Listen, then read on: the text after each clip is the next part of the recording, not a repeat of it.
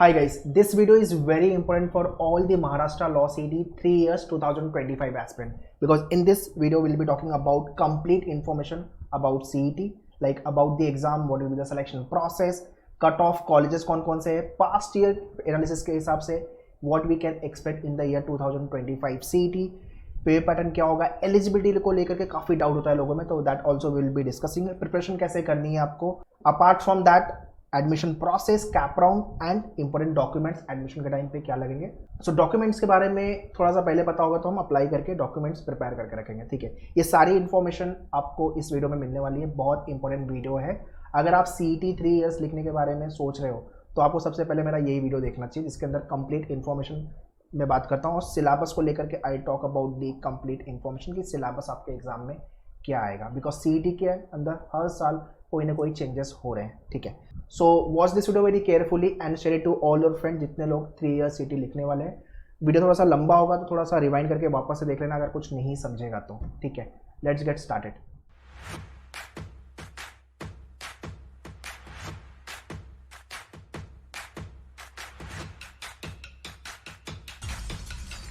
So before I start, I recommend everyone to watch all the toppers podcast. 50 plus podcasts I have taken 3 years CET को लेके, 5 years मिला लोगे तो 100 के ऊपर पॉडकास्ट मिल जाएंगे आपके मेनू और लॉ एंट्रेंस ए वाले चैनल पे। आपको सारे प्लेलिस्ट मिल जाएगी पॉडकास्ट की।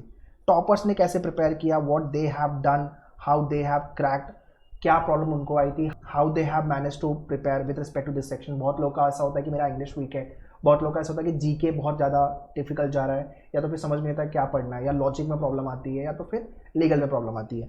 तो टॉपर्स के पॉडकास्ट से मोटिवेशन बना रहेगा थ्रू आउट दी प्रिपरेशन, ठीक है। तो वीक में 1 पॉडकास्ट या तो फिर महीने में 1 से 2 पॉडकास्ट अगर देखते हो तो मोटिवेशन बना रहेगा, और प्रिपरेशन करने के लिए जो एनर्जी चाहिए, जो मोटिवेशन चाहिए, जो हार्डवर्क चाहिए, वो बना रहेगा। आई वॉन्ट दिस ओनली, इसलिए मैं बोल रहा हूँ कि पॉडकास्ट डेफिनेटली देखो आप, ठीक है। Alright, so before I proceed, do follow our social media handles, ठीक है। लॉ को लेकर के we have made Instagram channel, तो वहाँ पे आपको लॉ स्पेसिफिक इंपॉर्टेंट जजमेंट जो हो गए वो मिल जाएंगे, आपको क्वेश्चन आर मिल जाएंगे, अपडेट मिल जाएंगे। सेम चीज़ आपको फेसबुक, टेलीग्राम ग्रुप है लॉ को लेकर के, व्हाट्सअप ग्रुप है, एंड आपका चैनल तो है ही मैनुअल लॉ एंट्रेंस, इसको तो सब्सक्राइब कर लो भाई, बेल आइकन भी प्रेस कर लो, बिकॉज लाइव स्ट्रीमिंग भी आई डू, एंड नए अपडेट्स कुछ आएंगे तो आपको बाय डिफॉल्ट आपको वो मिल जाएगा, मिस नहीं करोगे आप, ठीक है। साइड डिटेल्स डिस्क्रिप्शन में, kindly check the description. Very important, अगर आपको CET क्रैक करना है और आप मेहनत करने के लिए रेडी हो, then definitely you can join maneuver. Classroom के लिए अगर आप मुंबई बेस्ड हो then you can visit our Vasai, Dadar, Andheri, Thane and Borivali branch, ठीक है, क्लासरूम कोचिंग के लिए। और अगर आप मुंबई बेस्ड नहीं हो तो pan India online, whichever state you belong to, you can join us for the live classes, ठीक है। ये आपके कंप्लीट करिकुलम रहेंगे प्रिपरेशन को लेकर के। Once you join the batches, kindly take access of all the video lectures and booklet and the mock test, ठीक है। So once again, all these details is there in the description. Kindly check the description. So Maharashtra CET, it is a state level exam. Ideally exam ये पहले मई month में होता था, अभी इस साल से 2024 से ये एग्ज़ाम मार्च में होना चालू हो गया है, which is good, which is actually good thing, ठीक है। बिकॉज बहुत सारे बच्चों का ग्रेजुएशन बोर्ड का एग्जाम आता है अप्रैल मई में, सो इट्स बेटर कि आपका CET पहले मार्च में हो जा रहा है, उसके बाद अपना ग्रेजुएशन के बोर्ड पे आप फोकस करो, ठीक है। And if you have done with your graduation तो फिर फुल फ्लेज में लग जाओ CET प्रिपरेशन को लेके। 3 इयर्स का प्रोग्राम है ये। Around 140 plus colleges accept the score of CET Maharashtra के अंदर, तो इस Maharashtra based exam 140 plus colleges है महाराष्ट्र में। 70,000 के आसपास लोग एग्जाम लिखते हैं CET का, बट अच्छे कॉलेज के लिए we have to perform well in CET। 120 plus का स्कोर चाहिए आउट ऑफ 150, ठीक है। Next is eligibility. इसको लेके काफ़ी ज़्यादा डाउट होता है लोगों को कि यार मेरी एज 35 एज हो गई है, 40 हो गई है, मैं ये एग्ज़ाम लिख सकता हूँ कि नहीं लिख सकता हूँ। So there is no age bar guys, ठीक है। तो आपकी एज 35 है, 40 है, we have a student at the centre जिनकी एज 50 प्लस होती है, वो लॉ प्रिपेयर करते हैं। मतलब यार उनको तो हेड्स ऑफ है कि 50 एज होने के बाद 40 की एज होने के बाद भी वो उनको लॉ करना है, ठीक है। तो वो एक सबका अपना अपना पैशन होता है, ठीक है। एजुकेशन वाइज आपका 45% होना चाहिए ग्रेजुएशन में, ठीक है, अगर आप जनरल EWS कैटेगरी में हो। 42% अगर आप OBC and all this category VGNT and SBC में हो। 40% SC ST कैटेगरी में अगर आप आते हो तो ये आपका एलिजिबिलिटी क्राइटेरिया है, ठीक है। और अगर आप आपके ग्रेजुएशन के फाइनल ईयर में हो तो भी आप ये एग्ज़ाम के लिए एलिजिबल हो, ठीक है।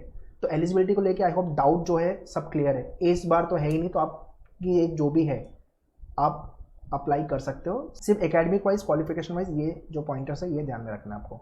Please share this video to everyone guys, because बहुत सारे लोग के डाउट होते हैं एलिजिबिलिटी को लेकर के। Okay, next is about the paper pattern कि आपके सीटी में पेपर पैटर्न क्या होगा। 150 क्वेश्चन आते हैं, 120 मिनट में सॉल्व करना है। पेपर आपका कंप्यूटर बेस्ड ऑनलाइन होने वाला है। एग्जाम आपका इंग्लिश एंड मराठी दोनों मीडियम में होता है। ओवरऑल सेक्शन 4 है, इंग्लिश, लॉजिक, जीके, लीगल। ठीक है, इंग्लिश में आपके 50 क्वेश्चन आएंगे, सबसे ज़्यादा वेटेज इंग्लिश का है। 1 मार्क्स मिलेंगे पर क्वेश्चन अगर राइट है, रॉन्ग है तो जीरो मार्क्स है, नेगेटिव मार्किंग नहीं है। आई रिपीट, नेगेटिव मार्किंग नहीं है, ठीक है, यहाँ पे लिखा हुआ है। तो 50 मार्क्स मिलेंगे। Logical reasoning 30 question for 30 marks, 40 question for GK 40 marks, legal के अंदर 30 क्वेश्चन फॉर 30 मार्क्स। तो 150 क्वेश्चन 150 मार्क्स के लिए आएंगे, जो आपको 120 मिनट में सॉल्व करना है। Time is the game here. अगर आपको टाइम मैनेज करना आ गया तो आप सीटी निकाल लोगे। CT is all about time management guys. Okay, so same pattern जो आपका सीटी में आता है, सेम पैटर्न के mock test you will be getting on Menuar portal.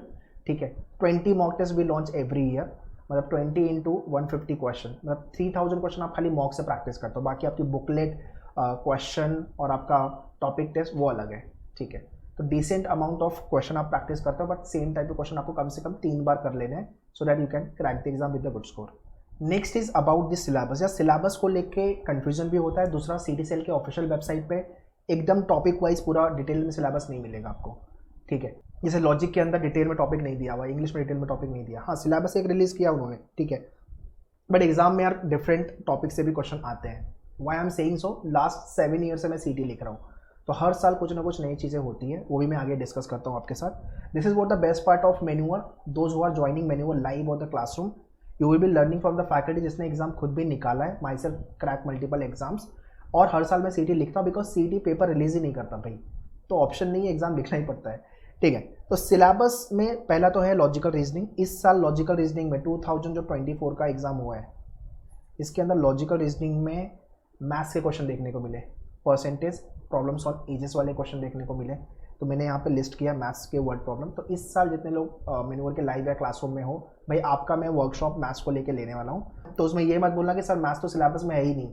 भाई एग्जाम में आ रहा है, क्या करोगे, करना पड़ेगा।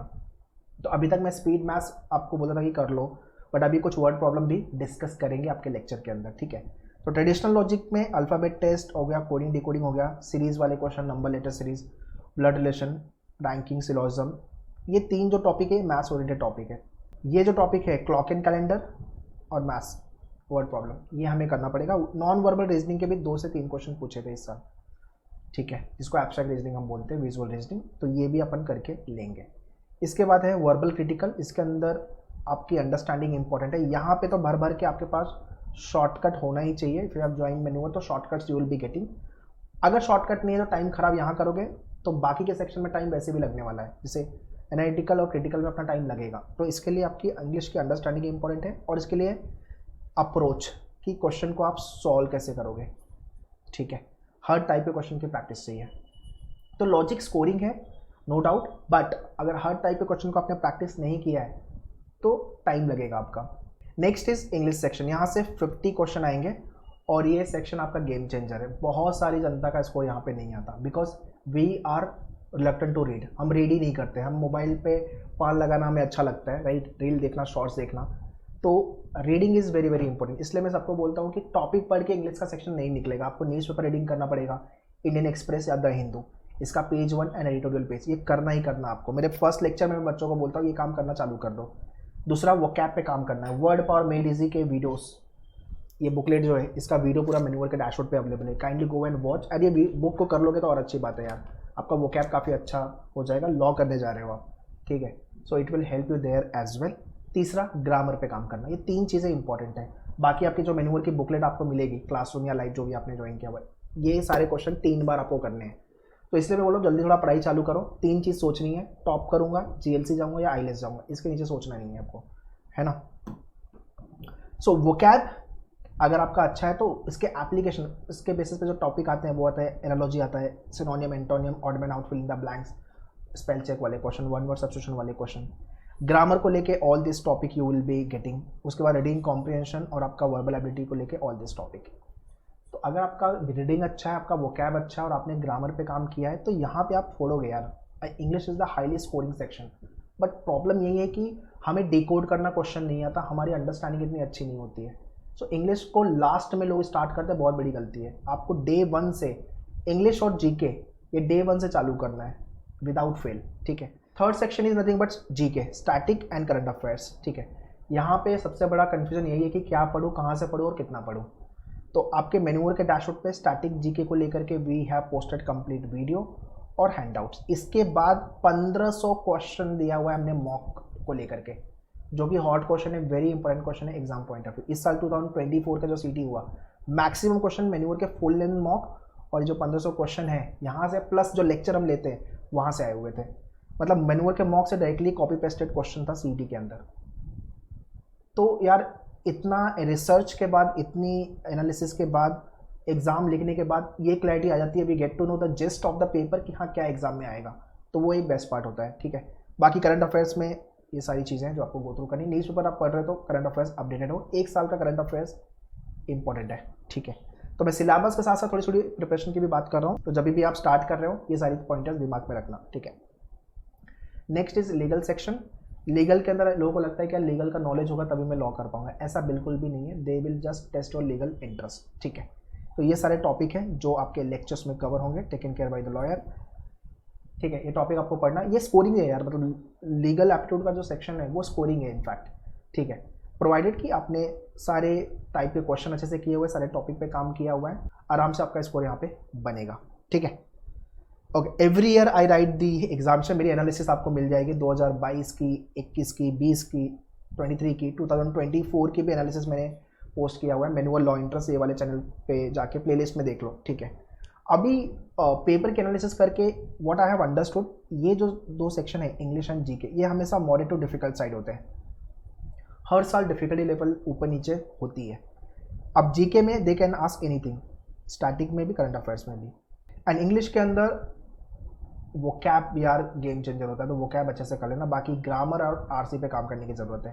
3 से 4 रीडिंग कॉम्पिटिशन के क्वेश्चन आते हैं, तो 12 से 15 क्वेश्चन के 14 क्वेश्चन आप पकड़ के चलो। तो इसके बेसिस पे मैं एनालिसिस के बेसिस पे बता रहा हूँ कि आपका ओवरऑल जो पेपर है वो मॉडरेट लेवल का होता है। बट पढ़ाई की है तो, पढ़ाई नहीं की है तो भाई आपको पेपर टफ ही लगने वाला है। अगर आपने पढ़ाई की तो आपको मतलब फटाफट पेपर बनेगा आपका, ठीक है। सो हर साल पेपर लिखने का रीज़न ही यही है कि जो आपके एग्ज़ाम में आ रहा है, हर साल जो चेंजेस हो रहे हैं वो आपके मॉक में, आपके लेक्चर में और आपके टीचिंग करिकुलम में और आपके प्रैक्टिस में वो सारे टाइप के क्वेश्चन होने चाहिए। You should not miss single type of the question जो आपने नहीं देखा हुआ और सीटी में आ गया, ठीक है। हर साल 4-5 क्वेश्चन ऊपर नीचे होता है, नया आता ही आता है। So you have to be careful when it's come to the new type of the question, ठीक है।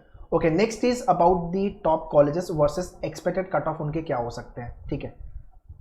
जेएलसी मुंबई 300 सीट है इनकी टोटल।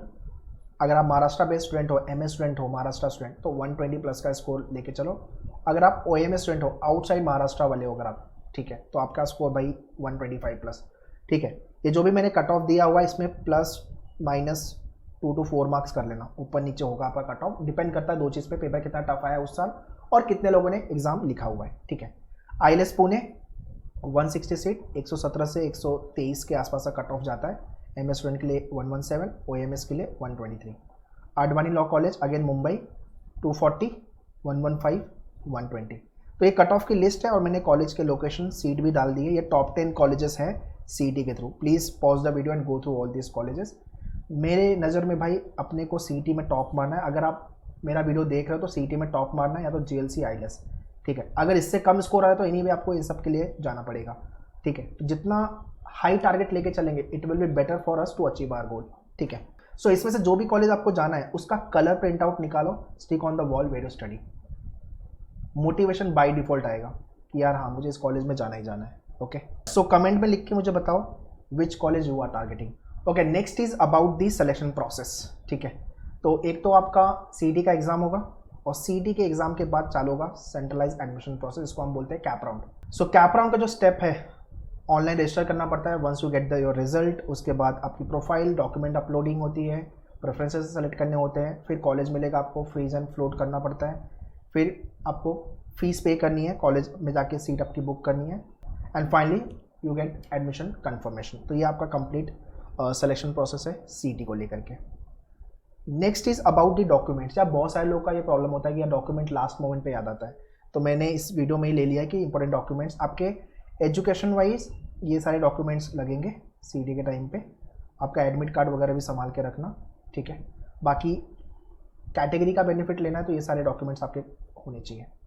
तो इसको लेके हमने ऑलरेडी वीडियो अलग से बनाया हुआ है कैप राउंड को लेके, kindly go and watch. Playlist जाके मैनुअल लॉ एंट्रेंस चैनल पे प्लेलिस्ट देख लो पूरा, ठीक है, कहाँ पे अप्लाई करना है, क्या क्या डॉक्यूमेंट्स हैं, ठीक है। अगर आप OMS वाले हो तो भाई आपके लिए कैटेगरी का कोई बेनिफिट नहीं है, तो आपके लिए तो सीटी लिमिटेड है, ठीक है। तो OMS में हो तो कोई कैटेगरी का बेनिफिट नहीं मिलने वाला है।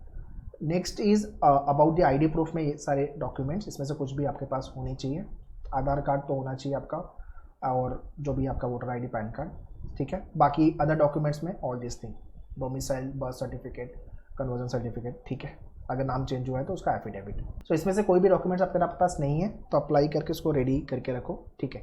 Next is about the preparation, very very important, ठीक है। तो मार्च इज ऑन गोइंग, ये मैं वीडियो बना रहा हूँ। आप जब भी मेरा ये वीडियो देखोगे, अप्रैल में, मई में, जून में, जुलाई, अगस्त, जब भी आप मेरा ये वीडियो देखोगे, आप नवंबर दिसंबर में देख रहे हो, उसी हिसाब से आपकी प्लानिंग ले लेना, ठीक है। 3 मंथ्स का स्लॉट ले लो भाई,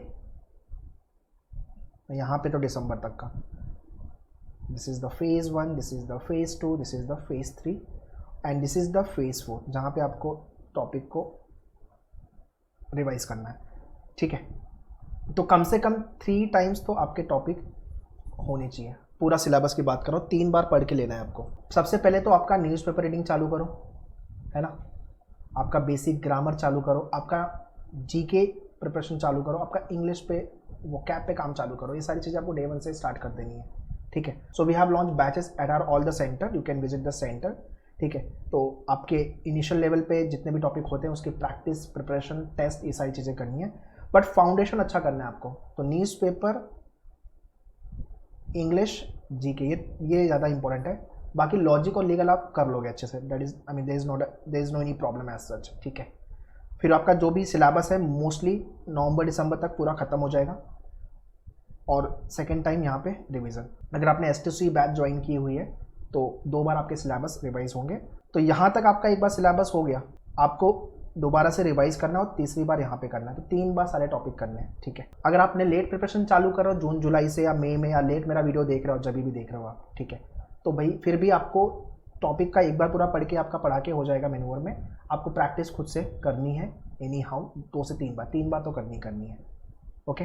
सो books you will be getting, study material, shortcuts, doubt class you will be getting, motivation will be there, यार mentorship, guidance, it is very very important. तो आपको एग्जैक्ट हर सेक्शन वाइज क्या प्लानिंग स्ट्रैटेजी होनी चाहिए, ये बहुत ज़्यादा इंपॉर्टेंट है। एंड टॉपर्स के पॉडकास्ट, यार आप ये माइंडसेट लेके चलो कि यार नेक्स्ट पॉडकास्ट मेरा होगा, मैं पॉडकास्ट में आऊँगा, मैं 120 के ऊपर का स्कोर लेके आऊँगा, ठीक है।